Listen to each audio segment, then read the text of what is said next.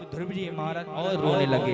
पीछे से दासियां आई राजा की, उन्होंने कहा कि अरे सुनीति मैया क्या कहें, आज ही अपने पिता से मिलने गया, भरी सभा में छोटे से बालक का अपमान करा गया, आपको दासी कहकर बोला गया, इसी कारण जो है ये ध्रुव रो रहा। सुनीति समझ गई कि ध्रुव जो है मेरा भोला भाला है, मेरे ध्रुव की गलती भी क्या है, और गलती भी गलती नहीं है, मेरे ध्रुव की बस इच्छा यही तो थी कि अपने पिता की गोद में बैठने के लिए। भला ऐसा कौन होगा, कौन माँ होगी जो एक पुत्र के लिए अपने पिता की गोद में बैठने से रोकेगी। सुनीति ने मन में विचार किया, अगर आज मैंने ये कह दिया कि वो तो तेरी सौतेली माता है, तो आज ही मेरे पुत्र के मन में कुसंस्कार आएंगे, कपट आएगा, घृणा उत्पन्न हो जाएगी। इसीलिए सुनीति ने क्या कहा, सुनीति ने कहा संस्कार की बात करी, बेटा एक बात बता, मैंने तो तेरे लिए तेरे पिता का मार्ग बताया, तूने मुझसे पूछा कि मेरे पिता कहाँ रहते हैं, तो मैंने तुझे तेरे पिता का पता बताया, लेकिन ध्रुव राजमहल में जो तेरी माँ रहती है ना, उसने तो तुझे परम पिता का मार्ग बता दिया, परम पिता का घर बता दिया, तुझे परम पिता से मिलने का मार्ग बताया। इसीलिए मुझसे भी ज्यादा श्रेष्ठ जो है तेरी राजमहल में रहने वाली माँ।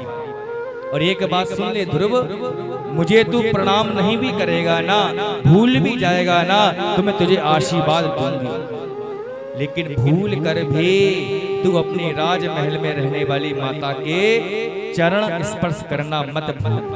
क्यों? क्योंकि जानती थी ध्रुव जी की माँ कि आज अगर मेरे पुत्र के मन में घृणा का जन्म हो गया तो जिंदगी भर जीवन पर्यंत अपनी माँ से घृणा करेगा। संस्कार दिए, आजकल की माँ होती तो क्या कहती, तुझे कैसे नहीं बैठाएंगे, तू भी तुमका बड़ा पुत्र, चल मेरे साथ। पुलिस को 4 पुलिस वालों को लेकर जाते, कैसे नहीं बिठाते, मैं देखती हूँ। लेकिन ऐसा नहीं किया सुनीति ने। बेटा वो तेरी बड़ी माँ है, अपने बेटे के लिए संस्कार ही दिए। और भगवान के कुटिया में एक आरे में भगवान रखे हुए थे, भगवान के सामने खड़े होकर कहने लगी, हे जगत पिता, जगत के स्वामी है, और आज मैं अपने पुत्र के लिए आपके हवाले कर रही हूँ। ध्रुव जी ने कहा, मैया भगवान मिलेंगे कैसे, कहां पर कैसे मिलेंगे? तो कह दिया कि मैंने सुना है कि भगवान की तपस्या करने के लिए ऋषि मुनि जो है वन में जाते हैं, तपस्या करते हैं और भगवान को पा लेते हैं। बेटा वन में भगवान मिलेंगे।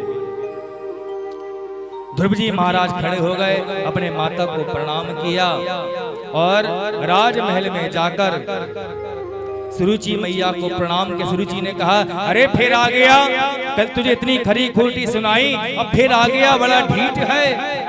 दूर से खड़े होकर सुरुचि मैया को प्रणाम किया, मैया मैं आपसे आशीर्वाद लेने आया हूँ, मुझे आशीर्वाद दो कि भगवान को मैं प्राप्त कर लूं। सुरुचि जानती थी वन में जंगली जानवर रहते हैं, किसी की नजर पड़ेगी और ध्रुव जी तो साफ कर जाएंगे, ना होगा बांस ना बजेगी बांसुरी, और ये गद्दी है मेरे बेटे की ही हो जाएगी। झूठ मूठ में आशीर्वाद दे दिया, जा मेरा आशीर्वाद है। ध्रुव जी महाराज दोनों माताओं का आशीर्वाद ग्रहण करके, अपने पिता का आशीर्वाद ग्रहण करके सीधे पहुंच गए, कहां पर, वन में पहुंच गए। उधर भगवान नारायण ने अपने नारद को बुलाए, नारद जाओ तो सही, जरा देख कर आओ कि मेरा जो पुत्र है ध्रुव 5 वर्ष की जिसकी अवस्था है, 6 वर्ष का भी ठीक से नहीं हुआ और मुझे प्राप्त करने के लिए वन में तपस्या करने के लिए आया है। 5 वर्ष की आयु में तो प्रायः सब बच्चे खेला करते हैं, और 5 वर्ष की आयु में मुझे प्राप्त करने के लिए आया है, जरा जाओ परीक्षा तो लो, कहीं इसके मन में कोई कपट तो नहीं है, कच्चा मन है, कि ऐसा ना हो आज वन में रहे, कल फिर नगर में पहुंच जाए। उसका मार्गदर्शन करो। भगवान नारायण ने नारद जी को भेजा, बीच मार्ग में ही नारद जी मिल गए संत के रूप में। ध्रुव जी ने दंडवत प्रणाम किया, लेटकर चरणों में, नारद जी के चरणों में अपने मस्तक को रख दिया। हे संत भगवान, आपकी जय हो। नारद जी ने कहा, बेटा इस घनघोर वन में क्या कर रहे हो, किसको खोज रहे हो? इतना जब कहा, ध्रुव जी ने कहा कि पिताजी मैं तो भगवान को ढूंढ रहा हूं, न जाने वो कहां मिलेंगे।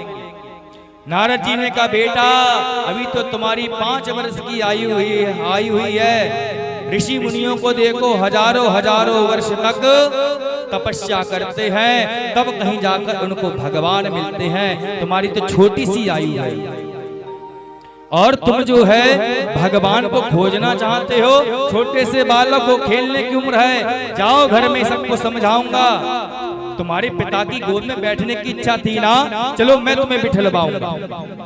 इतना कह दिया, और तुम यहाँ पर वन में घूम रहे हो अकेले, इसमें जीव जंतु रहते हैं जंगल में, और इतनी छोटी उम्र में भगवान को प्रसन्न करोगे? कोई जानवर दिख गया ना तो तुमको खा लेगा, शिकार कर लेगा तुम्हारे। नारद जी ने हाथ जोड़े, भगवान, नारद जी के सामने हाथ जोड़े, भगवान ये बताओ कि जंगल में शेर, चीता, भालू, जंगली जानवर रहते हैं, क्या जंगल में भगवान नहीं रहते? नारद जी चक्कर में पड़ गए, चेला तो मुझसे भी ज्यादा तेज नहीं, मुझको ही ज्ञान दे रहा।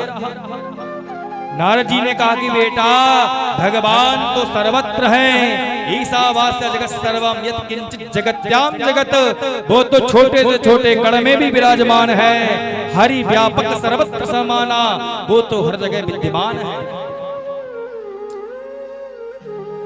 इतना जब कहा तो ध्रुव जी ने कहा कि एक बात बताएं कि भगवान मुझे मिलेंगे कि नहीं मिलेंगे?